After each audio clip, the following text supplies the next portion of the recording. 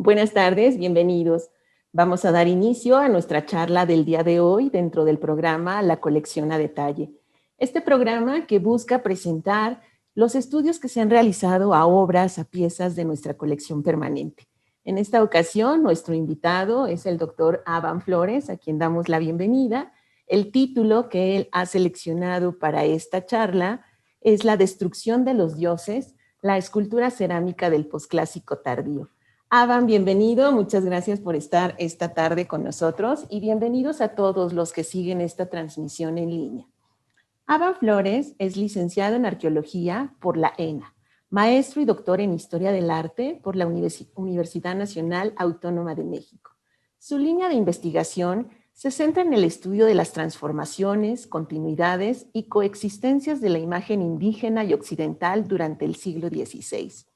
Profesor en el Departamento de Arte del Centro de Enseñanza para Extranjeros de la UNAM. Ha impartido cursos en la ENA, la Universidad Autónoma de San Luis Potosí, el Centro Cultural Helénico y el posgrado en Historia del Arte de la UNAM. En el año 2014 obtuvo la medalla Alfonso Caso, otorgada por la UNAM. Ha colaborado en los proyectos arqueológicos de Monte Albán, Quintana Roo y Tlatelolco.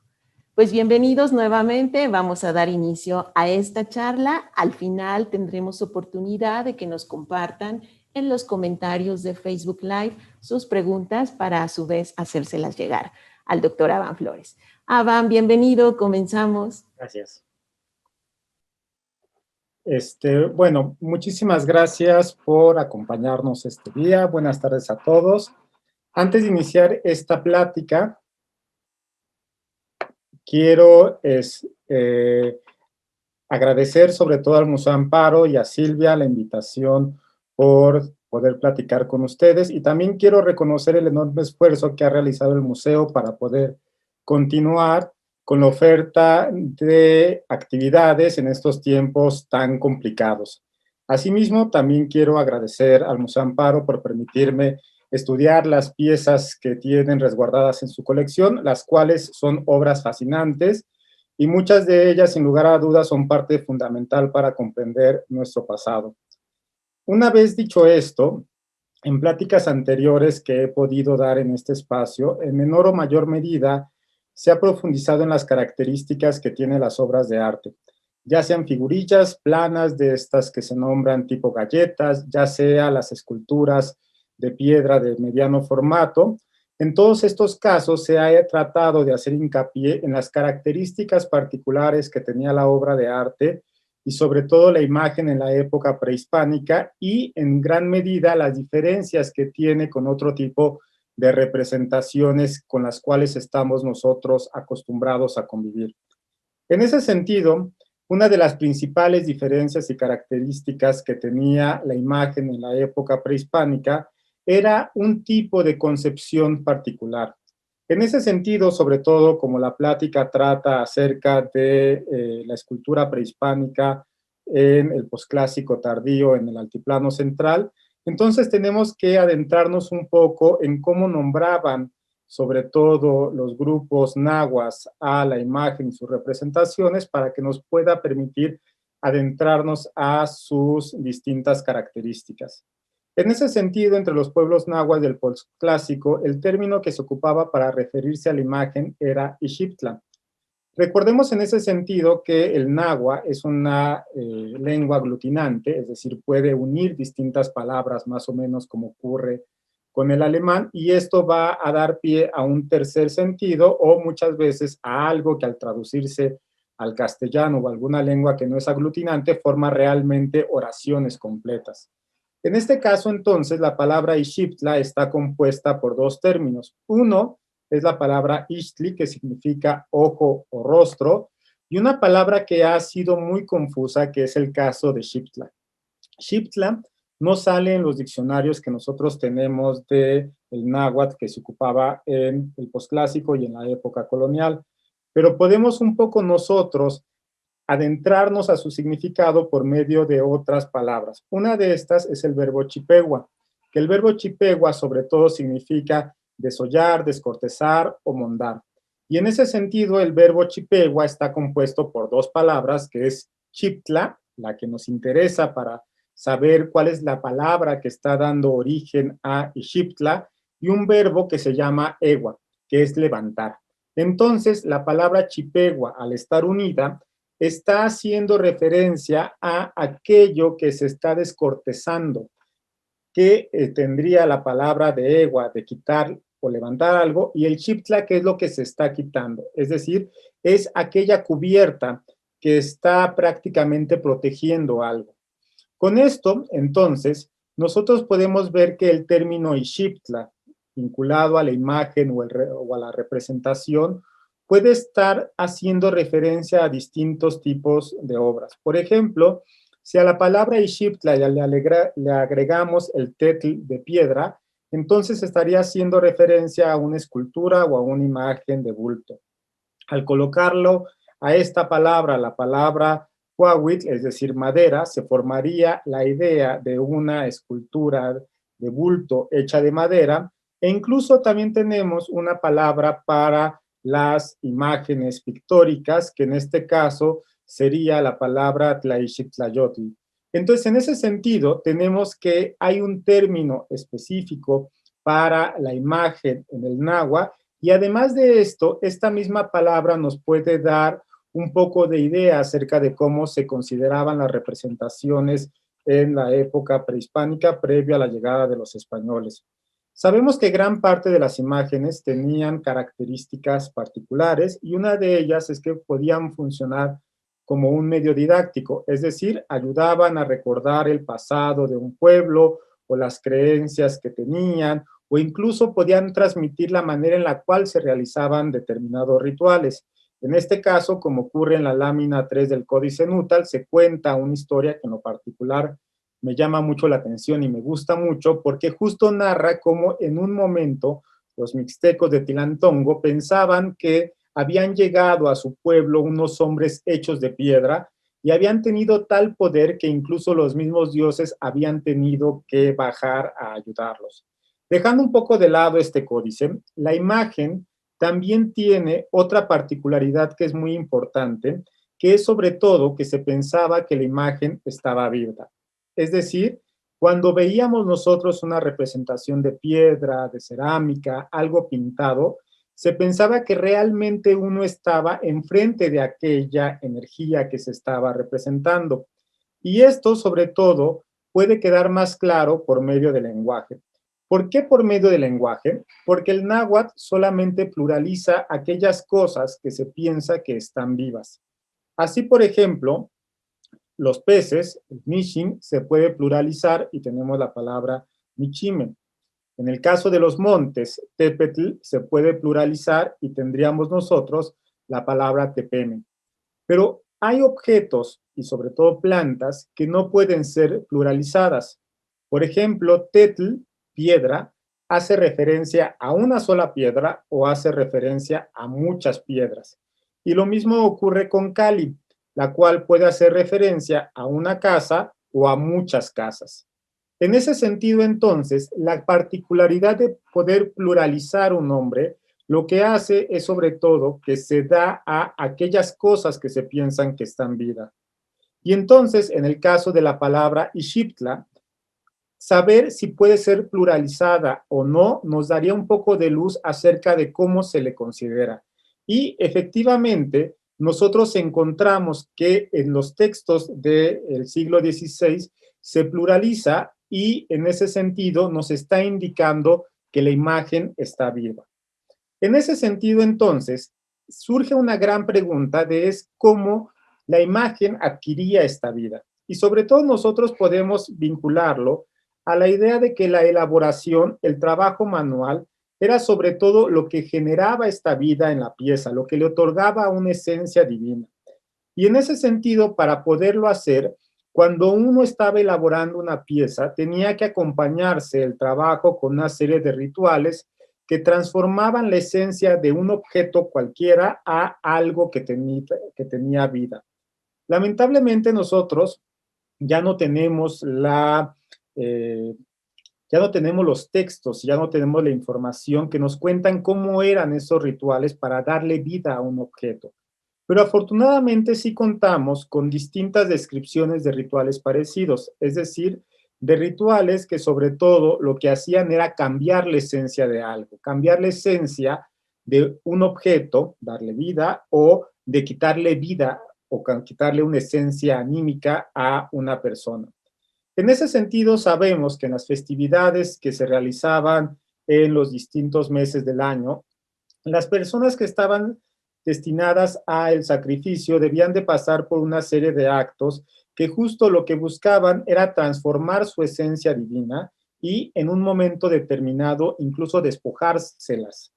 Por eso entonces, cada uno de los momentos del ritual iba acompañado de distintas acciones. Por ejemplo, una vez que se seleccionaba a la persona, se empezaban a hacer baños rituales, se hacían bailes, comidas, se ingerían bebidas alcohólicas o también se consumía tabaco. Una vez que pasaba esto, el siguiente momento era ataviar a la persona que iba a ser sacrificada con distintos atuendos y sobre todo con tocados que lo hacían sobre todo vincularla a el dios que estaba destinado a la festividad. Es decir, era en este momento cuando se convertía en su Xiptla, se convertía en su imagen o en su representante. Una vez que pasaba este elemento, y una vez que se habían llevado a cabo todas estas prácticas y que estaba debidamente ataviado, se le empezaba a rendir culto, es decir, se le empezaba a adorar como si fuera el Dios mismo el que estaba ante ellos, ya que su esencia había cambiado y por un breve momento estaban ante la deidad misma. Una vez que esto había llevado a cabo, entonces el cuerpo se convertía en un repositorio de una energía divina. Se le había extraído esta esencia humana que tenía y se le había colocado otra esencia divina. Y en ese sentido, este cuerpo que tenía una enorme carga, una enorme energía sobrenatural, entonces no podía mantenerse en el mundo, ya que ello implicaría modificarlo de una manera que no era posible hacerlo. Y por tanto, se tenía que destruir este contenedor y se tenía que sacrificar el cuerpo humano, llevándose a cabo lo que normalmente se conoce como el tlamictilistli o el sacrificio humano, que es interesante también mencionar que en este caso la palabra tlamictilistli tiene en la parte como prefijo el tla, que indica que aquello que se está matando no es un humano, porque el humano tendría que tener el prefijo te, sino que al tener el prefijo tla, lo que nos está indicando es que lo que se está matando, lo que se está destruyendo es un objeto. Es decir, es únicamente un contenedor que ya no tiene ni la energía humana y que ya tampoco tiene esta energía divina. Y algo semejante debió de pasar con las imágenes. En ese sentido, de manera indirecta, nosotros tenemos descrita la presencia de la vida de las imágenes en distintas narraciones. Una de ellas nos la da Tezosomoc en el siglo XVI, quien nos cuenta que durante el gobierno de Axayácatl, Tlatoani, que gobernó entre 1450 y 1481, se sacó una gran piedra de un lugar que se llamaba Acolco y de inmediato se le comenzó a labrar, es decir, de inmediato se le comenzó a dar vida. Fue en este momento cuando la mano del hombre transformó la materia,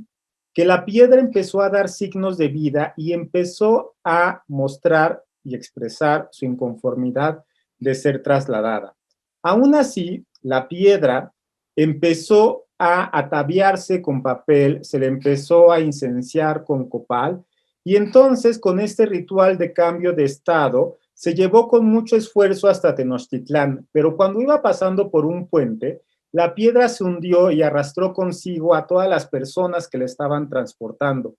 De inmediato, como era una piedra que estaba destinada a tener la esencia de un dios, Moctezuma mandó a buzos a que recuperaran sobre todo la piedra y entonces solamente encontraron, cuando empezaron a husmear en la parte interna del lago, un gran canal que se dirigía hacia Colco, y cuando llegaron otra vez al lugar, se encontraron la piedra con todos los papeles, con todo el copal que se le había puesto, y entonces con esto se mostraba la voluntad de la energía divina que se había alojado en esta pieza y con ello su carácter divino.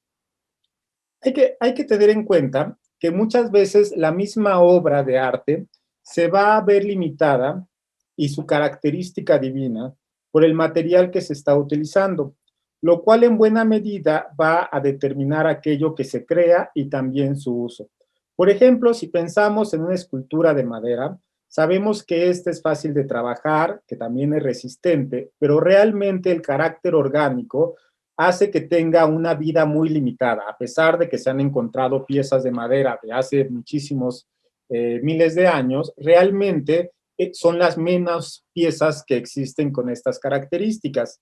El hueso era también otro elemento muy importante porque literalmente estaba haciéndose un objeto de una parte de un cuerpo o de una parte de un ser que tenía vida, ya fuera de un jaguar, ya fuera de una águila o incluso de un mismo ser humano. Y si bien tenía una gran dureza la pieza y podía ser labrada de una manera sencilla, el tamaño estaba limitado a un pequeño objeto, es decir, no se podían crear realmente grandes figuras. En cambio, la piedra, pese a su dureza, y era complicada sobre todo transformar y moldear a gusto, pero podía y sobre todo lograba generarse grandes bloques que lograban crearse figuras monumentales. Y de ahí que podamos nosotros tener que en el posclásico tardío se creen estas grandes esculturas monumentales, las cuales podían tener un carácter público o también un carácter vinculado a la élite, y su empleo seguramente, pese a lo llamativo que son y pese a lo atractivo que son para nosotros en la actualidad, seguramente tenían un uso muy, muy restringido. De ahí, por ejemplo, que las piezas con enormes dioses sean poco comunes y por ello nos sigan sorprendiendo aún algunas de las representaciones como la Coatlicue, la cual presenta una cabeza cercenada de donde están saliendo dos grandes serpientes que se unen representando los chorros de sangre, que trae un collar muy vistoso de manos cortadas y corazones, y además de ello, el elemento que le da nombre sería esta falda de serpientes. Tenemos otros monolitos que nos identifican claramente esta presencia de la escultura que tiene características monumentales de piedra, por ejemplo, en una de las más grandes piezas que se han encontrado, que es la Tlaltecutli, la cual sobre todo tiene la gran característica de que aún posee restos de policromía. Entonces tenemos que imaginarnos que gran parte de las piezas que nosotros podemos actualmente ver en museos o en zonas arqueológicas poseían un rico colorido. En este caso, esta pieza representa a la diosa de la tierra, que es mitad mujer y mitad monstruo, y sobre todo tiene rasgos muy característicos vinculados a la fertilidad. Uno de ellos es la piel amarilla. El color amarillo siempre está vinculado a lo fértil, está vinculado a lo femenino, y además de ello tiene grandes senos y tiene una serie de pliegues en el vientre, indicando que ha dado luz a muchas personas, es decir, es la madre de todos nosotros, y de igual forma se pensaba que en un momento determinado todos íbamos a ser devorados por ella. Además de estas piezas monumentales, que realmente no son tan abundantes, encontramos otras piezas que son más características y que se encuentran por distintas partes del territorio mexicano, en distintas temporalidades, que sobre todo son estas esculturas de piedra de mediano formato. Seguramente estas esculturas eran más cotidianas y por ello también revestían una gran importancia en su elaboración y en su uso. Por lo general, estas piezas están representando a un personaje sedente que se encuentra en cuclillas. Recordemos que la posición de cuclillas es una posición reverencial que los hombres se acostumbraban a encontrar de esta manera. Lleva un mashlat entre las piernas, se está agarrando con los brazos las rodillas y generalmente porta distintos tocados y atuendos que nos ayudan en su identificación. Además de esto, muchas de ellas se encontraban vistosamente pintadas también, al igual que la escultura monumental, con lo cual la característica animada se hacía más evidente, dándole con el color y las pinceladas una personalidad única que ayudaba sobre todo a definirla y a determinarla.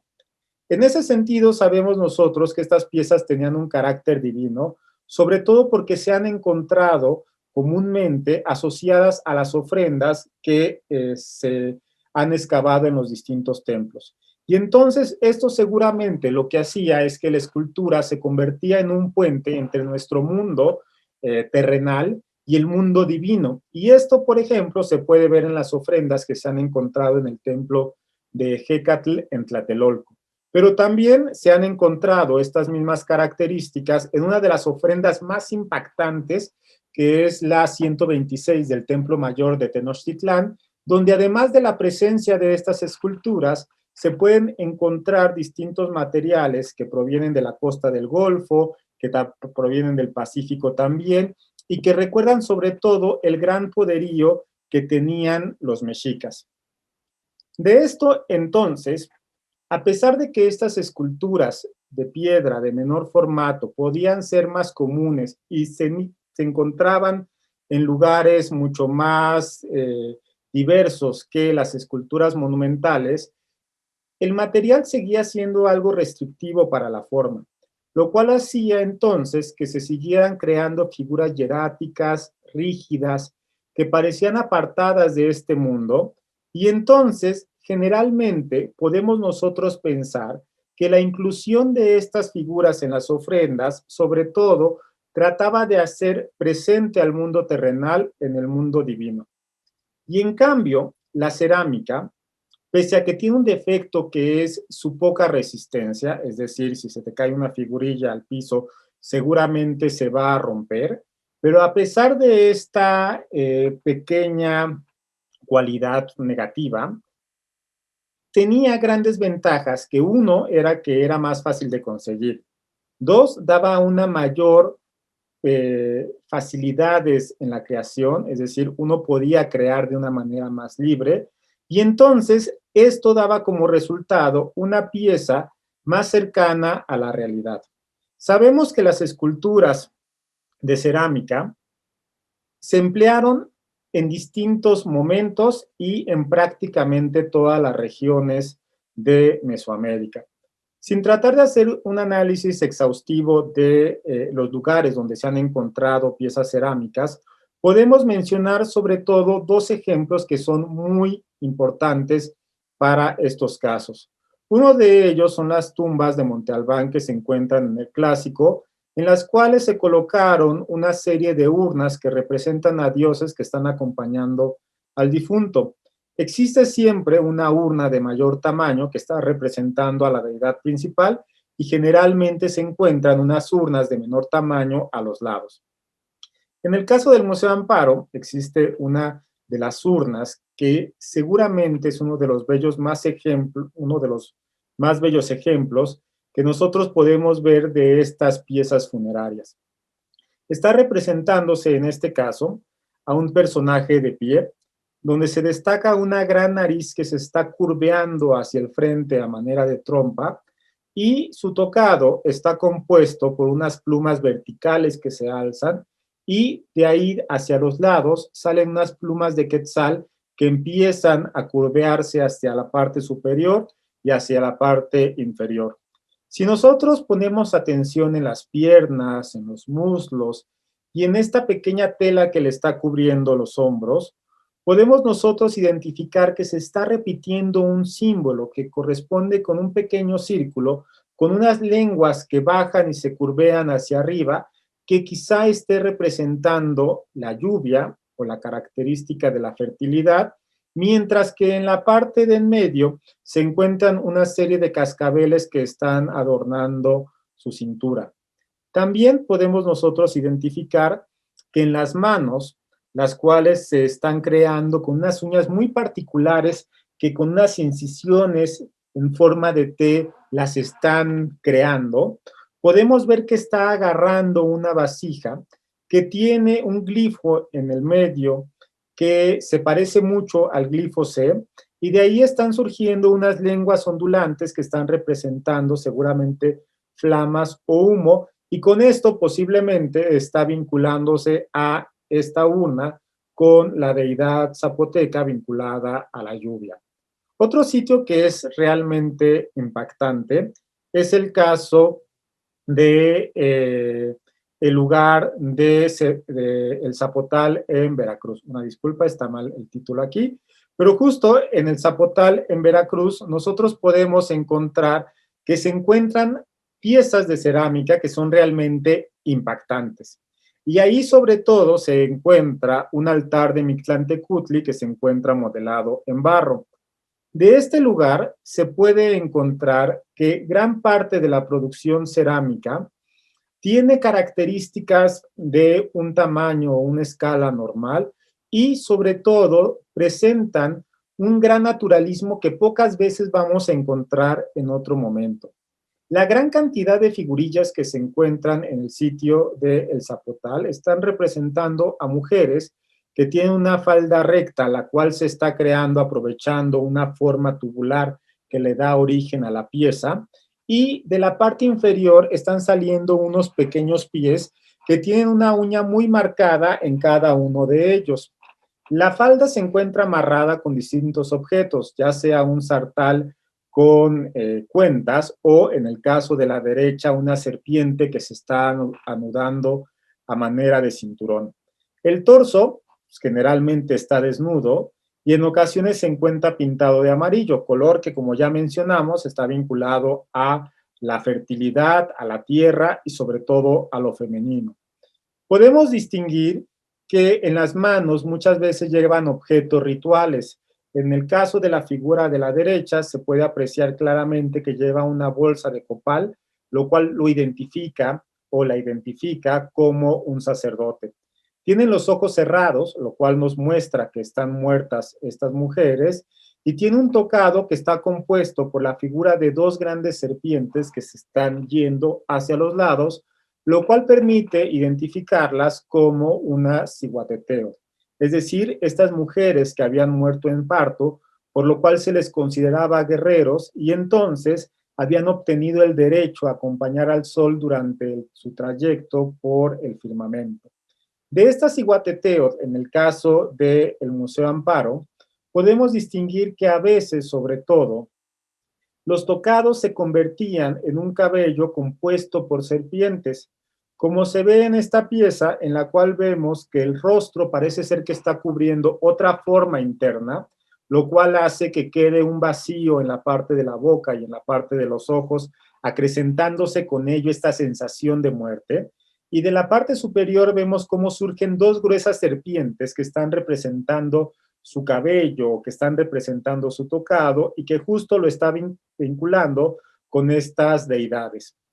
También en ocasiones podemos ver cómo la versatilidad de la escultura del centro de Veracruz alcanza un desarrollo que en pocos lugares existirá. Y entonces se van a estar buscando distintos recursos para crear una imagen o una escultura con vida. Y esto ocurre en la pieza que presenta una cabeza que está cubierta con un yelmo que asemeja un águila.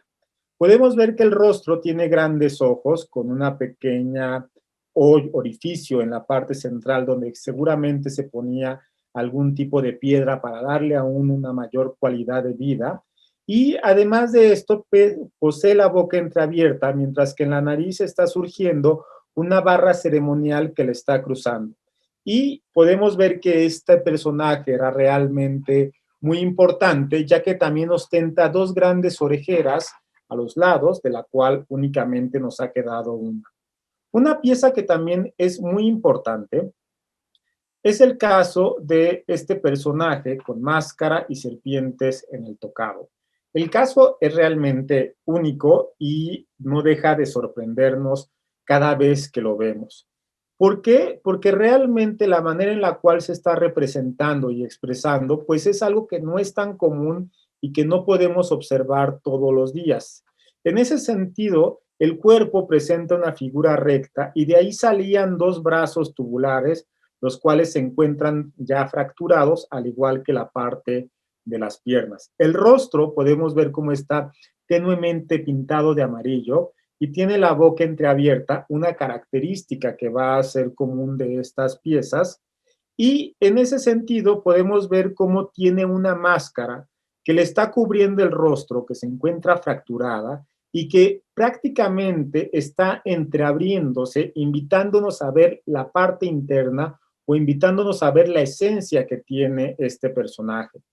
Sobre esta máscara se encuentra un tocado que está pintado en color negro y que tiene un adorno de serpientes a los lados. Y algo muy interesante es que se ha propuesto que esta pieza,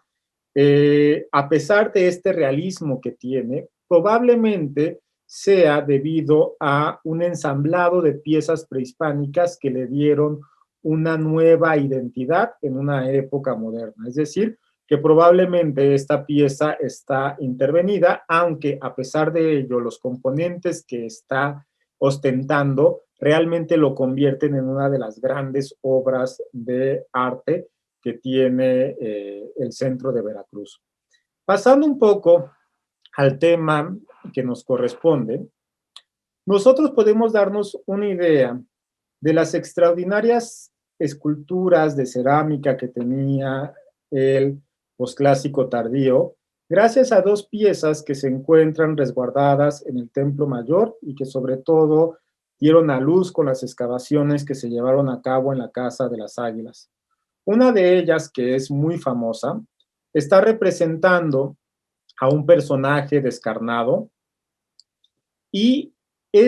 podemos ver que aún tiene en prácticamente todo el cuerpo restos de estuco, y si nos ponemos atención en la parte de los brazos, en la parte de los pies, en la parte de los muslos, podemos identificar que aún tiene pequeños pedacitos en los cuales se encuentra color. Es decir, que las esculturas también se encontraban coloreadas, las que son de cerámica. En ese sentido, llama la atención también cómo podemos ver que la pieza está creada en diferentes partes. Es decir, se puede apreciar un corte a la altura de las rodillas, se puede apreciar otro corte a la altura del esternón, se puede apreciar otro corte a la altura del cuello, lo cual nos indicaba que esta pieza está formada por distintos elementos, lo cual también ayudaba a su elaboración y también en cierta forma permitía que tuviera una mayor resistencia y que se pudiera crear del tamaño que está ostentando. Si nosotros tenemos en cuenta las esculturas que acabamos de ver del posclásico, incluso los mismos códices que generalmente tienen una línea muy recta, que tienen una proporción poco naturalista, en las cuales casi todos los elementos del cuerpo humano se abstraen a una sola forma que está tratando de representar partes del cuerpo humano que son mucho más complejas. Llama mucho la atención porque en la escultura cerámica no encontramos esta simplicidad, sino que al contrario, podemos ver el intento de crear una pieza mucho más naturalista, una pieza que se parezca más a la realidad que están percibiendo nuestros sentidos y sobre todo en ese caso una pieza que sea más viva. Entonces, en este caso podemos ver que la escultura posee unas grandes pies donde se está viendo unos dedos que son muy marcados, está flexionando tenuemente las piernas a la altura de las rodillas y se puede ver también que tiene un mashlat que le está cubriendo la parte de la cintura. En la parte superior se pueden identificar cómo el torso se proyecta hacia enfrente y vemos entonces que se están marcando las costillas y de la parte inferior está surgiendo un hígado que le está brotando a manera de flor, un elemento que por demás es muy importante en la época prehispánica, tanto el hígado como la flor, y que están vinculados sobre todo al sacrificio. Los brazos acaban siendo tubulares y rectos y permiten proyectar unas manos que se transforman en garras y que están mostrando las palmas. Sabemos que esta escultura, además del estuco que la está recubriendo, posiblemente también tenía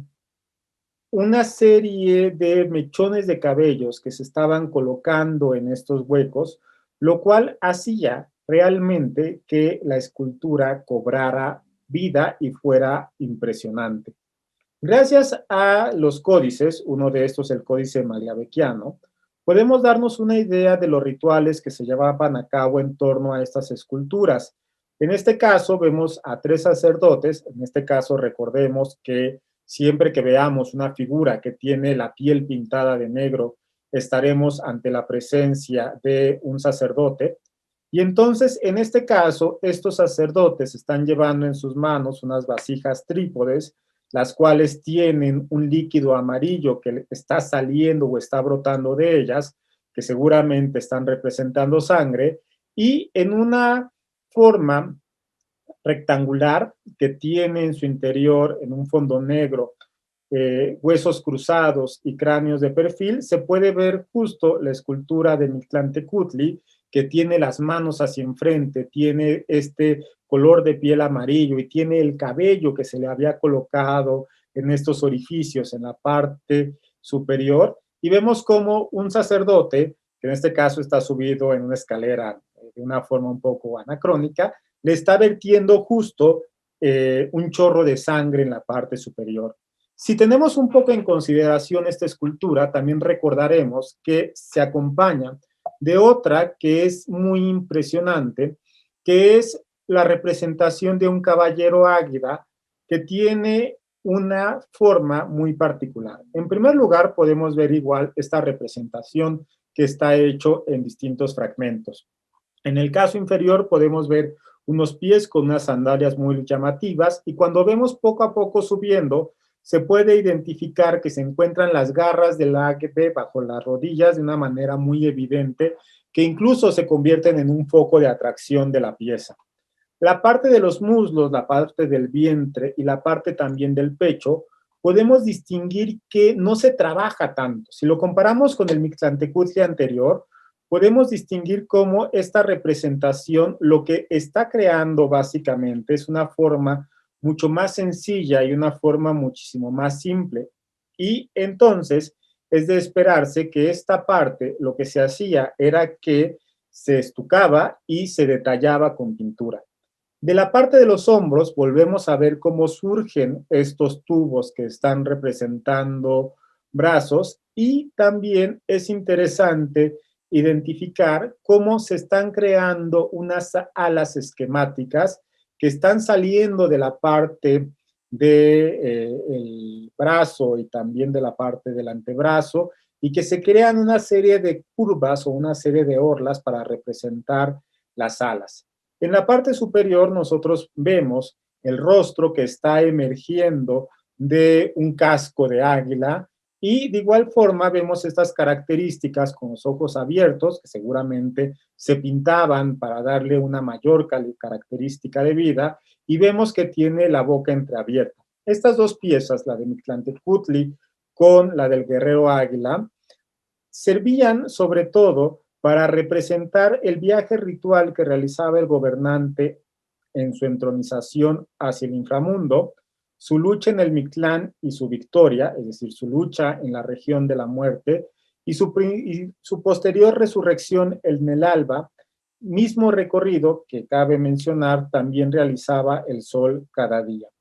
Estas magníficas obras de arte debieron de encontrarse en todos los recintos, y sobre todo debieron de ser piezas que eran muy comunes y muy cotidianas para las personas, y que sobre todo ayudaban a expresar la vida de las piezas. La vida sobre todo se lograba expresar por distintos medios.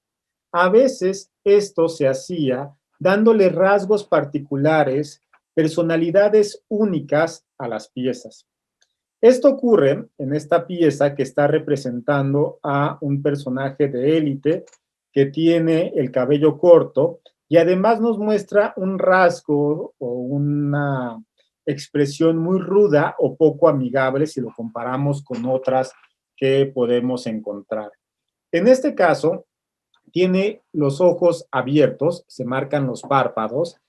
y la representación de los ojos abiertos permite crear unos grandes pómulos que se encuentran muy marcados. La nariz, a pesar de que es prominente, podemos distinguir que se encuentra ligeramente fracturada y conforme bajamos encontramos uno de los rasgos que le dan este sentido de rudeza, que es la boca con las comisuras de los labios hacia abajo, como si estuviera triste o como si estuviera enojado. Y un elemento que es muy llamativo es este enorme besote que se encuentra en el mentón. Aquí cabe recordar una anécdota que los frailes en el siglo XVI comentaban, que sobre todo cuando llegaron los españoles, como ya sabemos,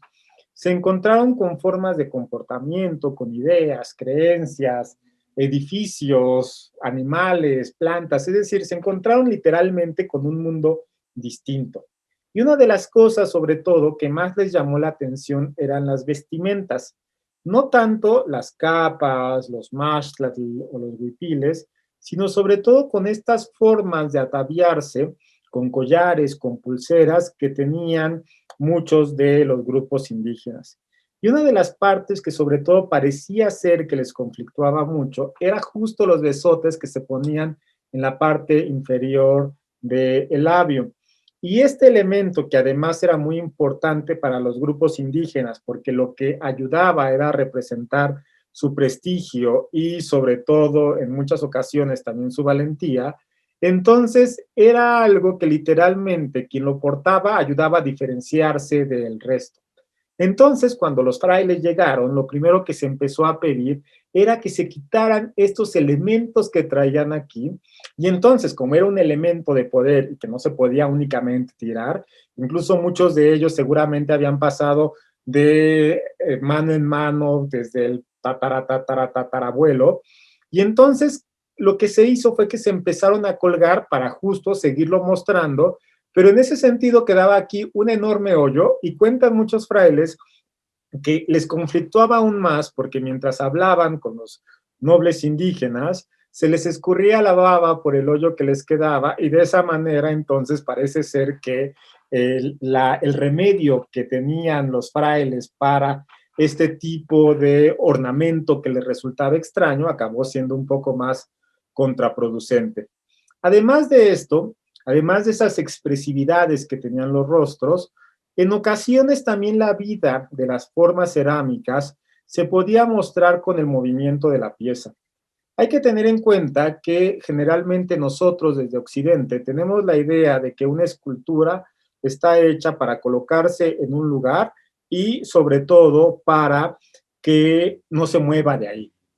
Y parece ser que la escultura, algunas esculturas, no las monumentales, pero sí seguramente estas esculturas de cerámica y algunas esculturas de piedra de menor formato, estaban hechas literalmente para que fueran arrastradas, para que fueran movidas, es decir, para que actuaran distintos elementos que se les estaba pidiendo. Sabemos, por ejemplo, que esto puede venir desde la época olmeca. En el Azuzul se han encontrado huellas de que muchas de las esculturas eran arrastradas para ir representando un ritual o para ir representando una escena mítica o mitológica. Conocemos también esta escultura de piedra de Tula que tiene una serie de oquedades que permitía poner ahí los brazos y que estos brazos adquirieran movimiento. Y en este caso también podemos nosotros distinguir en esta escultura de Xipe Totec una característica parecida. ¿Por qué? Porque podemos ver que en la parte inferior se encuentra una forma tubular,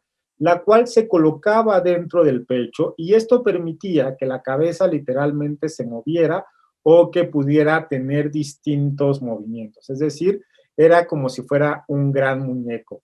Esta identidad y esta particularidad a su vez se acompaña por un rostro que muestra la esencia del personaje con una boca que está abierta de una forma descomunal y unos ojos que se entrecierran, mostrándonos sobre todo una personalidad única. Si a estos dos elementos, además, le sumamos el movimiento que podían tener los brazos y las piernas, literalmente se ayuda a crear una figura viva que alcanzaba el tamaño de un hombre y la cual debió impactar de una manera muy fuerte a las personas que lo veían. Es decir, con estas piezas podemos un poco imaginarnos algo parecido a lo que ocurre con estos Cristos que se sacan en procesión en Semana Santa, en los cuales van representando y sobre todo van pues actuando las escenas de la pasión. Los Cristos se caen, los Cristos son azotados, los Cristos son crucificados, son bajados de la cruz. Algo parecido debió de ocurrir con estas esculturas, aunque ¿cuál era este elemento que era representado, que era actuado? Es algo que se pierde y que realmente no tenemos acceso a este tipo de información. Además de esto, otra característica que podían tener las esculturas era que adquirían vida, al igual que ocurría con las grandes esculturas de piedra, las de pequeño formato, sobre todo por medio de la pintura, ya que esta lo que ayudaba sobre todo era definir al personaje y le daba rasgos y características únicos. Incluso en ocasiones podían colocárseles sobre el rostro una máscara que ayudaba a darle una nueva identidad a la persona, como ya incluso lo vimos en el caso de la escultura de El Zapotal. En este caso, esta es una de las piezas de dos máscaras que guarda el Museo Amparo, en la cual se puede distinguir claramente esta esencia de la vida y cómo la pieza está tratando de representar a un personaje único. Vemos cómo el rostro está cubierto de negro, elemento que ya hemos repetido que implica que este personaje es un sacerdote. Podemos ver cómo tiene dos grandes orejeras a los lados y algo muy llamativo es la manera en la cual se está creando el pelo, con una pintura color azul y pequeñas líneas negras que están recorriendo toda la superficie del cabello para representar justo esta parte del cuerpo. Podemos distinguir nosotros que los ojos se están abriendo de una manera muy grande, tienen una pupila color negra pintada que ayuda a darle vida, y además de esto podemos ver cómo la nariz se proyecta de una manera prominente hacia la parte frontal. La característica de vida, además, se puede distinguir con esta boca que se entreabre, que deja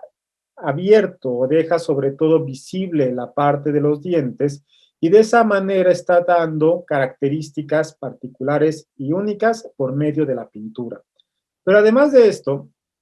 incluso también quedan distintas partes y distintos fragmentos de cuerpos elaborados en cerámica a lo largo del territorio mexicano, es decir, en distintas partes y en distintos sitios arqueológicos, es común que en cada una de las exploraciones se encuentren torsos, se encuentren restos de piernas o de pies, se encuentren brazos o manos, con lo cual podemos nosotros identificar realmente la difusión que tenían estas formas cerámicas.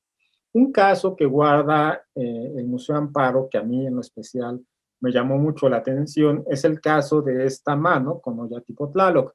Me llamó mucho la atención porque cuando me tocó un poco empezarla a trabajar, la manera en la cual se fotografió estaba al revés, entonces literalmente parecía ser una mano de la cual estaba surgiendo un rostro. Entonces, esto que también es común, esta mezcla de formas para crear un nuevo concepto, pues realmente me quitaba el sueño y no podía entender qué era lo que estaba representándose o qué era lo que estaba figurándose. Hasta que en un momento, pues por azares del destino, se le dio la vuelta a la pieza y entonces de inmediato agarró forma de una mano que está agarrando, en este caso, un objeto. En ese sentido, la mano está teniendo 4 tubos que están simulando dedos que están cerrándose en la palma y tiene una pequeña incisión en forma de U que está representando las uñas y de ahí sale una forma globular que puede estar representando ya sea una bolsa de copal o puede estar representando una olla tipo Tlaloc. En esa forma tiene también a los lados una forma rectangular que está representando adornos de papel. Podemos ver 2 grandes esferas dentro de la pieza, las cuales están siendo delimitadas por unas bandas que tienen en la parte interior unos pequeños taches o unos pequeños símbolos de rombos, incisos, que están justo figurando la piel de un animal. Generalmente este signo se ocupa para representar a los reptiles, lo cual entonces debemos de imaginarnos que tenía unas serpientes que les estaban recorriendo los ojos, que estaban en la parte superior, que llegaban a la parte de la boca, y ahí entonces las bocas de las serpientes se unían, creando la característica bigotera de Tlaloc, aunque en este caso ya se ha perdido la bigotera, que seguramente se encontraba integrada a el pastillaje.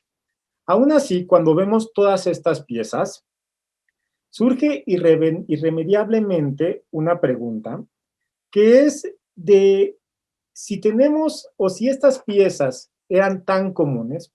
es decir, si estas piezas se encontraban seguramente en muchas habitaciones, en muchos templos, si fueron creadas sobre todo por su fragilidad en varias ocasiones, ¿por qué tenemos tan pocos ejemplos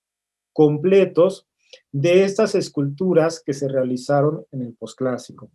Y quizás la respuesta que podemos dar a esta pregunta esté dada por las mismas cualidades que tenía la pieza cerámica, es decir, esté dada por la misma cualidad de vida y por la enorme difusión que tenía, los cual seguramente lo convirtió a las esculturas cerámicas en un blanco fácil de ataque cuando cambiaban las creencias. Sabemos nosotros, gracias a las pláticas y sobre todo gracias a los distintos textos que nos dejaron los cronistas, en especial Bernal Díaz y Hernán Cortés, que una vez que acabó la guerra de conquista, y de hecho un poco antes, recordemos esta escena que se narra cuando Hernán Cortés cuenta que subió hasta la parte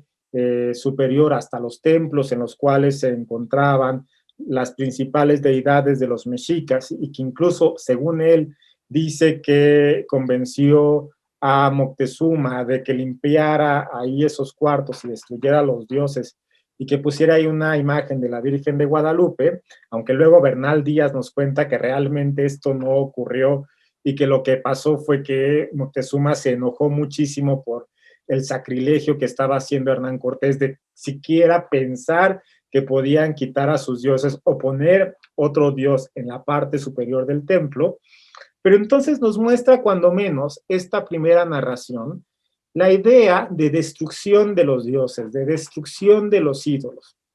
Y esto no es únicamente en esta narración, sino que también la encontramos en diversos partes o en diversos escritos en los cuales se narra cómo una vez que ocurrió o que cayó Tlatelolco en específico, empezaron a destruirse todos los dioses. Y generalmente la imagen que nosotros tenemos es la destrucción de estas grandes piedras monumentales que están siendo devastadas y que están siendo destruidas. Pero realmente esto pues era quizás poco probable en ese preciso momento, sobre todo por lo trabajoso que sería destruir una pieza de este tamaño. Pensemos en la Coatlico, en la Piedra del Sol, en cualquier piedra monumental que se imaginen. Piensen en lo complicado que sería destruirlo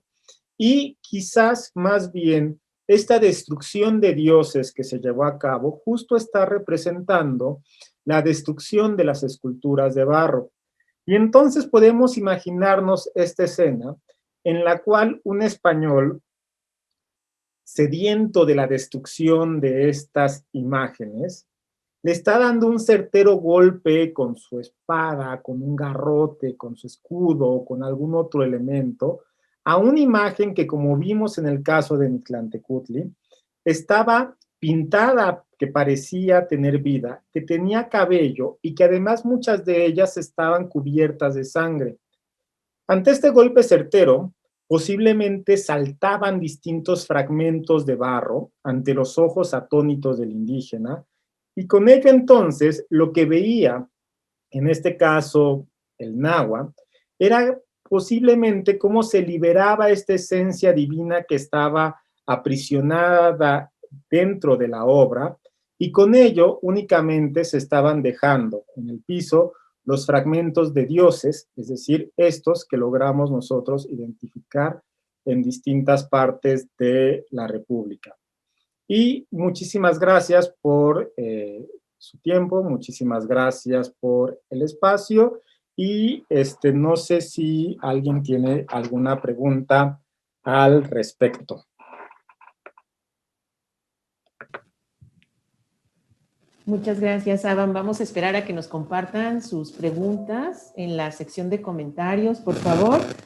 Mientras tanto, quiero compartirte saludos que te están haciendo llegar.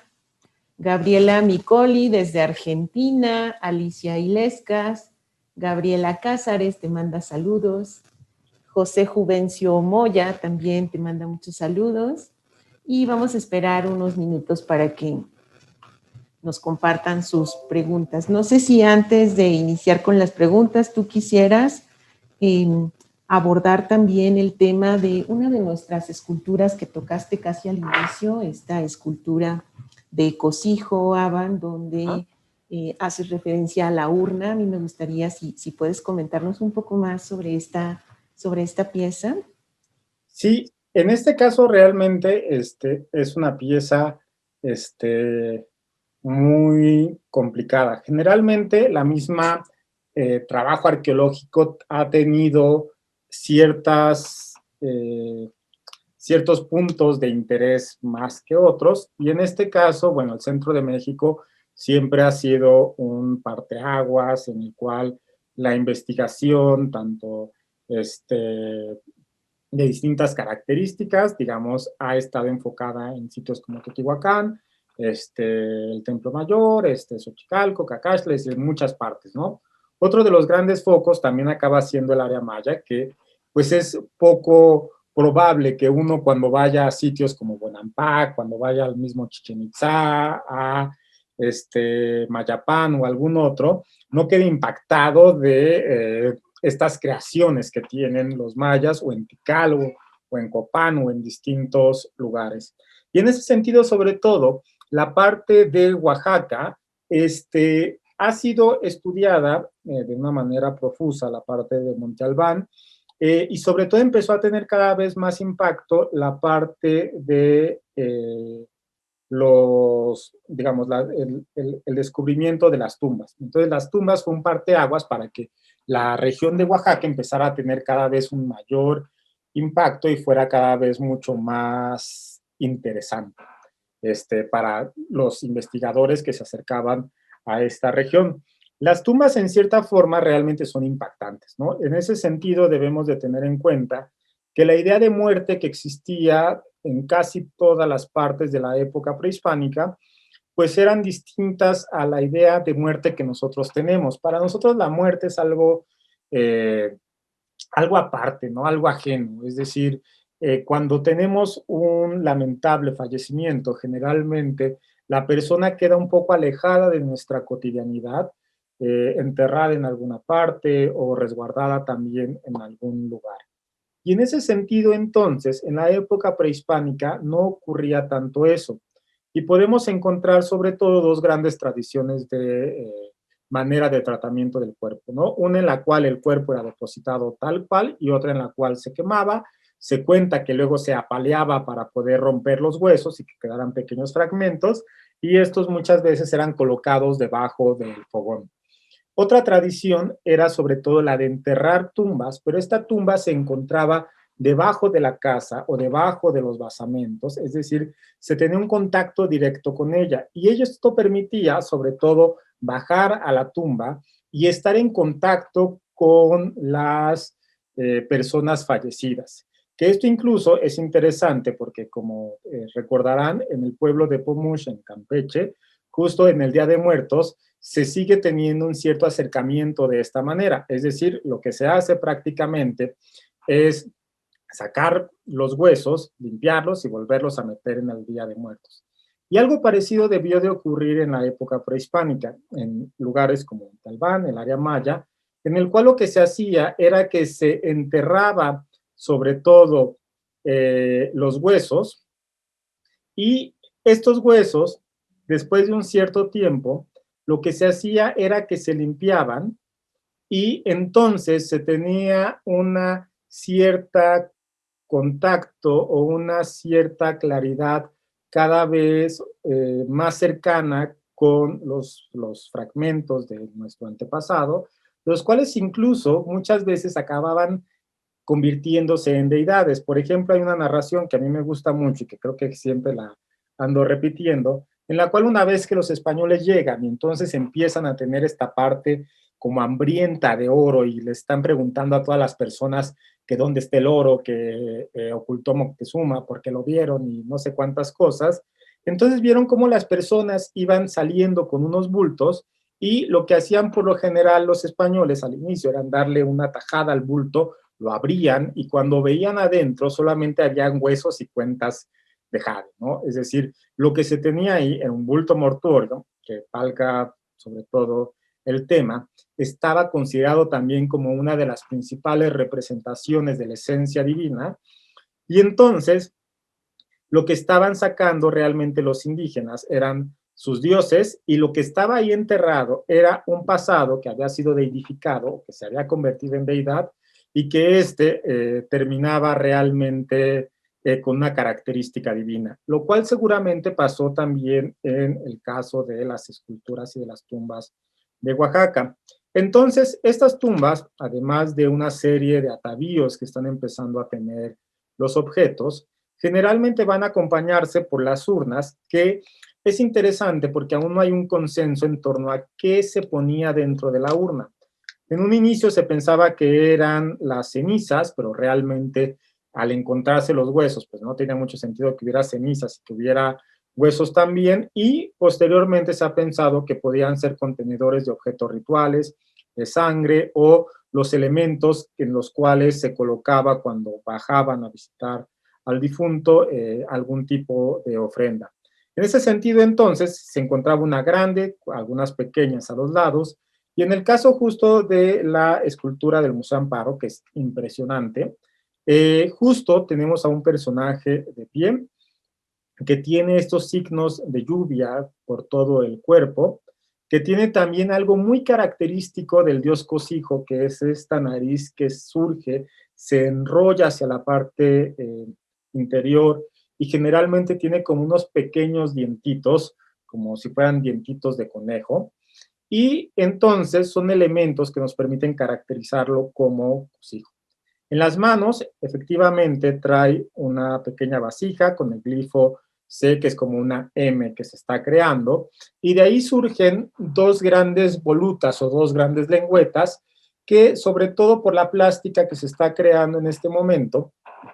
podrían estar representando justo la idea de humo, de fuego, la idea de lengua es algo común en la representación de estos elementos, pero también por la misma característica que tiene Cosijo, pues puede ser obviamente la característica de agua. Y también un poco por el tamaño que se tiene, seguramente era una de las urnas principales que estaba en alguna tumba, y en ese sentido también es muy probable que podamos nosotros pensar que pues era, como se sabe, Cosijo uno de los grandes dioses, en este caso de Oaxaca y de Monte Albán, y entonces justo pues puede estar muy vinculada a esta creencia que está generalizada. Entonces básicamente esto podemos ver de esta urna, pero además hay otras urnas que también están resguardando el Museo Amparo y que realmente son impactantes. Muchas gracias, Avan. Marisela Gutiérrez te pregunta, bueno, te dice primero, gracias. ¿Qué nos puedes comentar de las almenas? ¿Por qué tenían forma de caracol? ¿Eran asociadas a algún dios por su forma? Pues en este caso, las almenas son un elemento constructivo que va a tener pues distintas formas a lo largo del tiempo, ¿no? Quizás de las primeras partes donde se encuentran, como ya mucho más establecidas, es en el caso de Teotihuacán, que sobre todo en este primer momento de urbanización que se está dando en Mesoamérica, recordemos que Teotihuacán es el primer fenómeno urbano como tal que se da en el actual territorio mexicano. Entonces, con la creación de estos grandes edificios de cal y canto, empezamos nosotros a tener distintas representaciones. Estas representaciones van a ir cambiando tanto según la cultura como también según el edificio que está ocupándose. Y entonces, por lo general, lo que encontramos nosotros es que la almena va a estar muy vinculada al edificio que le está dando origen. Por ejemplo, dejando un poco de lado Teotihuacán, aunque es el mismo caso, pasándonos hasta el posclásico, una característica que identificaba el caso de edificios importantes o edificios de gobierno era la presencia de chalchihuites en la parte del friso, que indicaba que era un edificio de poder o era un edificio donde se tomaban decisiones importantes, que incluso esta misma característica de los chalchihuites, es decir, de un círculo con otro círculo en la parte interna, lo podemos encontrar ya en la época colonial también asociado a tecpans o edificios de gobierno. En ese sentido, entonces, las almenas ayudaban justo a darle identidad al edificio. Entonces, podemos encontrar que había almenas de caracol, podían haber almenas que tenían una forma mucho más cuadrada, es decir, había almenas de distintos tipos. Sabemos un poco por los mismos datos que nos da la arqueología, que el mismo signo que se estaba ocupando del caracol pasó por un desarrollo, pasó por una diversificación en su significado. Es decir, en un inicio, el caracol estaba muy vinculado con el agua y Quetzalcóatl, recordemos el caso justo de Teotihuacán, y posteriormente, conforme va pasando el tiempo, este caracol cortado empieza a asociarse también a Quetzalcóatl, pero el problema que tenemos ahí es que muy probablemente es que ese Quetzalcóatl ya no es el mismo de Teotihuacán, sino que empieza a representarse o asociarse con otras cosas, como puede ser el aire, como puede ser el viento, como puede ser el gobierno, como puede ser también, digamos, esta creación cultural. Entonces, esta tradición o esta deidad Quetzalcóatl, que no es la misma vinculada al agua de Teotihuacán, va a ser la que va a llegar hasta el posclásico y por eso muchas veces lo encontramos o en templos vinculados a Quetzalcóatl o también lo encontramos en otras ocasiones manteniendo su significado vinculado a lo acuático. Que ahí es interesante cuando menos porque pues realmente es un acuático, una idea de fertilidad en general y no tanto vinculado a el mar como se podría pensar, ¿no? Es decir, pues realmente un caracol se encontraba pues en la parte marítima, en Veracruz, en el caso del Pacífico, de donde extraían piezas muy importantes, pero realmente vinculado a el lago, pues no había. Entonces justo este signo que era extraño, que desde el inicio se toma como un elemento vinculado al agua, a la fertilidad y se va a acompañar en distintos personajes. Muchas gracias. Claudia Marín te dice, fantástico, gracias, Saban, y te pregunta, ¿este espíritu divino atrapado en la pieza sería como en el caso del Huallis de los mayas? ¿O cómo esta idea de liberar a los espíritus de las materias pesadas? Pues es que en sí, sí creo, y eso sí es como muy a título personal, que es una idea que puede estar un poco generalizada en Mesoamérica y que incluso va a adquirir distintos nombres y que incluso trabajos etnográficos que se han llevado a cabo entre grupos de celtales y tzotziles en la región de Chiapas, con distintos nombres han ayudado a mostrar esta continuidad de la idea de vida. Entonces, en ese sentido, básicamente, la vida además de estar presente en la obra de arte, podía ser adquirida en casi cualquier objeto, e incluso nosotros mismos era una clara imagen de eso, ¿no? En ese sentido, se pensaba, y sobre todo en este caso, las ideas etnográficas nos ayudan mucho, que cuando las cosas estaban prácticamente creándose, eran como una hoja o como un lienzo en blanco. Y entonces de pronto llegaba una energía del otro mundo y era prácticamente encerrada en esta forma, ¿no? Entonces por eso casi cualquier cosa podía ser un contenedor divino o podía tener esta función. Las obras de arte, obviamente, al modelarse, al tener esta idea, pues ayudaban muchísimo. Incluso es interesante porque en fechas posteriores, en el Códice Florentino, ya muy, muy adentro de la época novohispana, se va a hacer una distinción que aunque tiene una fuerte connotación cristiana y católica sobre la ética del trabajo, del buen trabajador y el mal trabajador, y el buen trabajador como alguien que se va a ganar el paraíso y el mal trabajador que se va a ir al infierno. Pero a pesar de esto, tiene en esta explicación una presencia o tiene sobre todo una,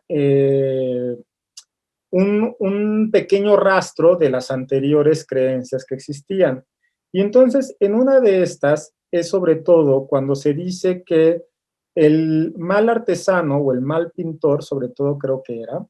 referente a los pintores, lo que hace es opacar el rostro de las cosas y el pintor lo que no hace es sobre todo sacarlas, el mal pintor lo que no hace es sacar el,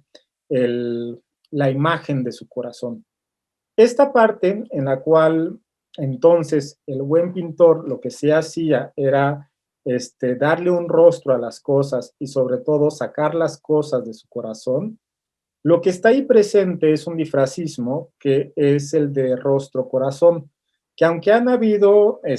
discusiones muy eruditas en las cuales yo realmente no puedo participar, fue entre Alfredo López Austin y en este caso Miguel León Portilla hace ya algunos años, en los 80 creo, sobre justo la presencia de este término de rostro-corazón. Lo que sí es muy factible es que lo que se esté creando con esta idea es la idea de personalidad. Entonces, cuando se está diciendo en el Códice Florentino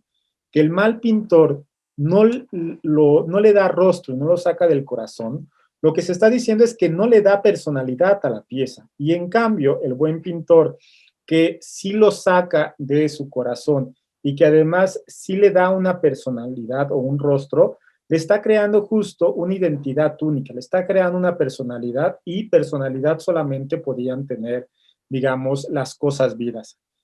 Entonces, justo la obra de arte, además de que puede contener algo, puede contener una esencia divina y puede atraparla, también empezaba a tener una personalidad única y propia que era moldeada por las mismas manos del hombre, que es también interesante esta idea de que el hombre crea la vida, ¿no? O permite que se dé esta vida. Y entonces, pues este concepto no únicamente se encuentra entre los mexicas, sino se encuentra en distintas partes de Mesoamérica, e incluso también en distintos grupos indígenas. Y lo importante también tiene que ver con que esta esencia era muy peligrosa. Entonces, literalmente, una esencia divina que no esté controlada no puede estar entre nosotros, porque si está entre nosotros, lo que acaba haciendo es afectándonos más de lo que necesitamos. Y entonces por eso, generalmente, lo que se hacía, por ejemplo, en los platos que se ocupaban en la ofrenda, era romperlos ritualmente, es decir, destruirlos.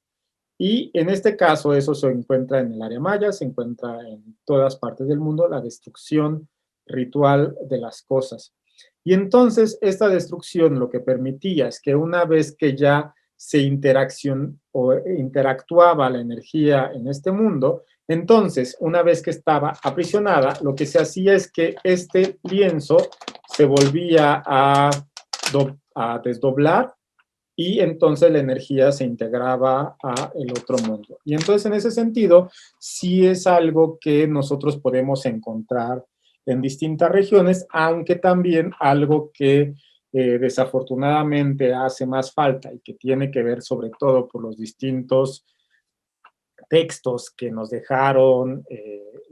los españoles y las distintas personas que podían tener acceso a la escritura, pues es realmente conocer las particularidades que tenían estas ideas. Es decir, seguramente, aunque esta generalidad existía,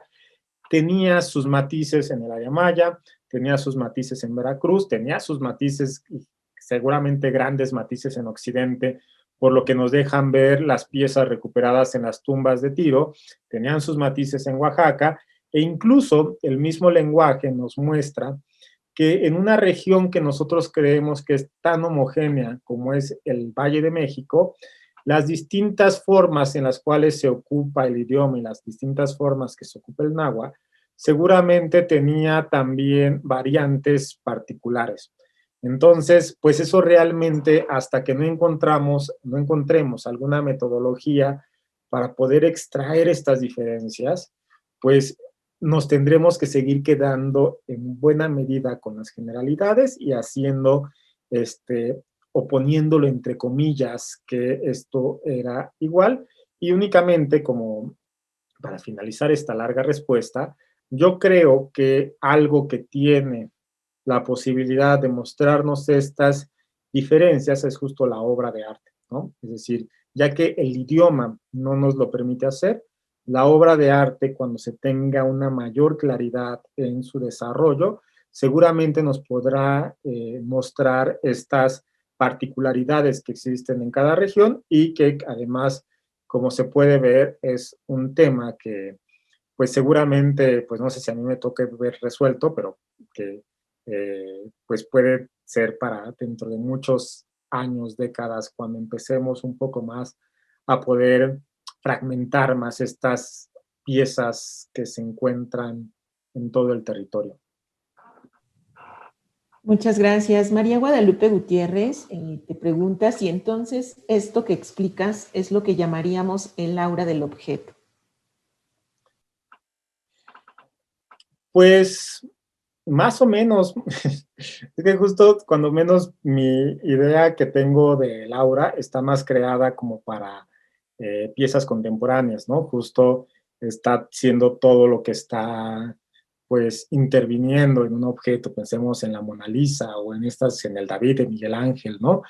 En este caso, más que nada, literalmente es decir, a nosotros nos cuesta trabajo, y realmente a mí me cuesta un montonal de trabajo, imaginar que, no tengo aquí ninguna pieza, pero no sé, que mi termo de agua no únicamente es un termo, no solamente es un objeto, sino literalmente tiene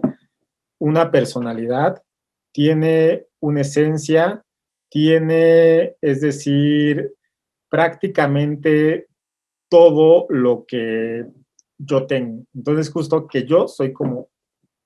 que este objeto es como mi persona, que puede interactuar, que puede afectarme, que puede moverse, que puede dar su opinión, que puede en algún momento determinado, pues no sé, afectarme, ¿no? Es decir, literalmente es un ser como, no sé, yo tengo gatos, ¿no? Entonces ya me encantan mis gatos. Quien alguna vez me ha escuchado, pues siempre hablo de mis gatos, pero bueno, es como si fuera mi gatito que viene y se me hace, me rasguña y todo. En cierta forma sería parecido a esta botella, pero quizás la manera de afectarnos, pues no es en algo tan material, sino es como en otro plano, ¿no? Entonces, más que nada tiene que ver con ahí, con la idea de materialidad y un mundo inmaterial o un mundo sobrenatural o un mundo de energía o un mundo de ideas, ¿no? Un poco, sobre todo, quizás haciendo esta diferencia que hacía Platón, ¿no? Entre un mundo material, que sería el nuestro, y un mundo de ideas, que sería pues otro mundo lleno de conceptos. Así sería algo parecido, en el cual un objeto puede adquirir esta idea o esta forma o esta como expresión, pero aún así hay otro estrato del mundo que es mágico además. En un trabajo de campo que me tocó colaborar en la región de los Tuxtlas, en Catemaco, recuerdo mucho cómo nos contaba un especialista ritual ese otro mundo, ¿no? Que nos decía que realmente el dueño, que generalmente se le llama así como al dueño de ese mundo, está sentado en un jaguar, tiene a un armadillo como taburete, y todo es fiesta, todo es color, ¿no? Entonces, imaginarnos ese mundo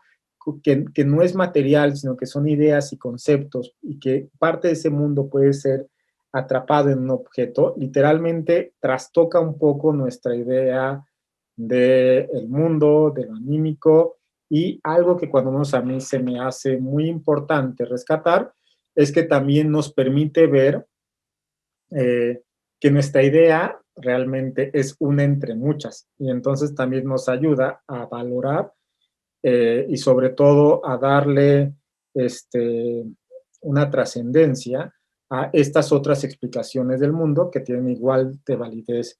que la nuestra, ¿no? Entonces, básicamente, por ahí iré a mi respuesta.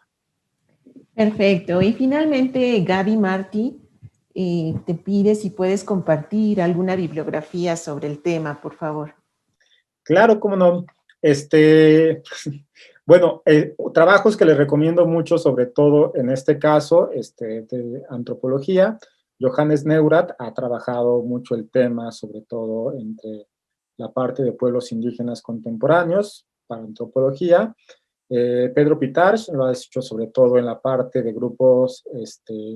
nahuas. Hay un trabajo muy antiguo de los años 40 cuando se empezó a discutir la idea de imagen, es decir, no es algo tan novedoso, sino que ya se había discutido antes, pero no había tenido la importancia que había sido. Se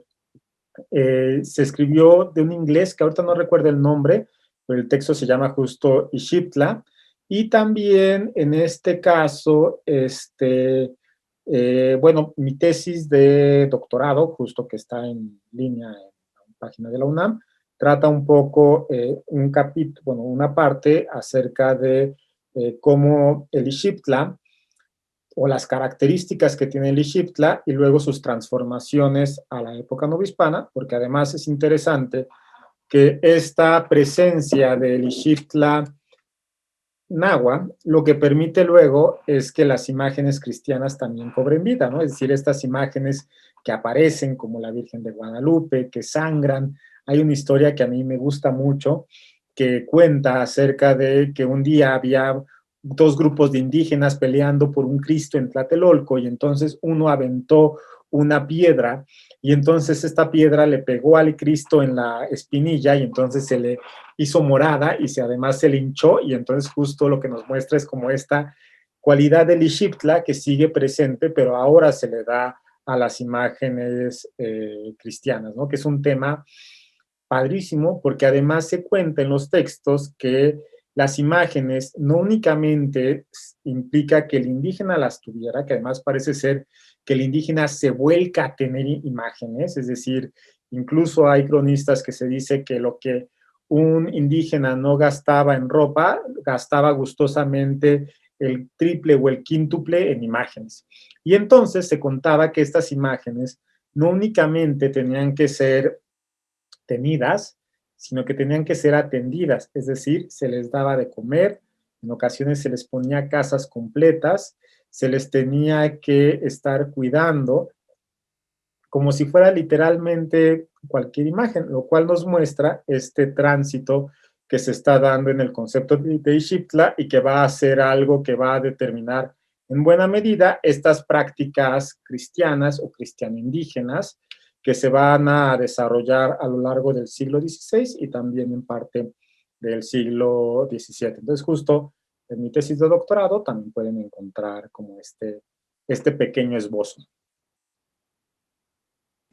Muchísimas gracias, Aban. Hemos llegado al final de esta charla. Te agradecemos nuevamente por todo lo que has compartido esta tarde con nosotros sobre las esculturas en el posclásico tardío. y esperamos tenerte muy pronto nuevamente aquí en el museo, en la ciudad de Puebla, ya en una charla más adelante presencial, y mientras tanto continuar con estas conversaciones, con estas charlas para el público en general sobre las obras de nuestra colección. Te agradezco muchísimo nuevamente y quiero agradecerles a todos los que se conectaron y siguieron esta transmisión, recordarles que todos los jueves a las 6 de la tarde estamos ofreciendo esta serie de conversaciones, y el próximo jueves tendremos un diálogo con Ana Garduño, Tatiana Cuevas y Ramiro Martínez para abordar los 30 años del Museo Amparo, que se cumplen el próximo 28 de febrero. Entonces, los esperamos el próximo jueves. Recuerden que todas las conferencias del programa La Colección a Detalle se encuentran disponibles tanto en nuestro canal de videos de YouTube y en redes sociales, por supuesto en Facebook, y en la página web www.museoamparo.com. Muchas gracias nuevamente a todos y muy buenas noches. Buenas noches.